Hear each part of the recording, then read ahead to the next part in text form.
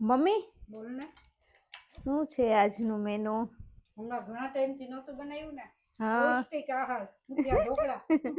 મુઠિયા ઢોકળા નાના મોટા બધાને ચાલે, કોઈનું અલગ ના બનાવવું પડે, બરાબર ને? બધાને ભાવે. કાઠિયાવાડીને તો બધાને ભાવતા જ હશે. હા બીજા કોઈની આઈડિયા નથી. આપણે મુઠિયા ઢોકળા વધારે બનતા હોય હે ને? ચટણી તો તું જો, ચટણી જો. 3 જાતની ચટણી બનાવી. કઈ કઈ છે પપ્પા, કયો જોઈએ?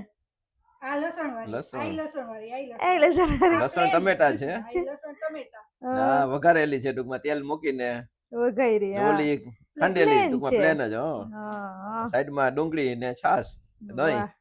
અને દહીં છે, જેને દહીં ખાવું હોય દહીં દહીં, ખાવું હોય છાશ દહીં, છાશ ખાવું હોય છાશ.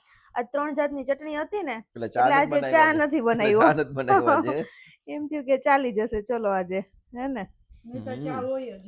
હા, બાકી ઢોકળા અરે અમે ચા બનાવી નાખીએ સાઈડમાં. વાહ, ચલો, સરસ મજાનું મેનુ છે. આવી જાઓ બધા જમવા. હા, ચાલો તો આપણે બધા જમી લઈએ. પાકું પાકું.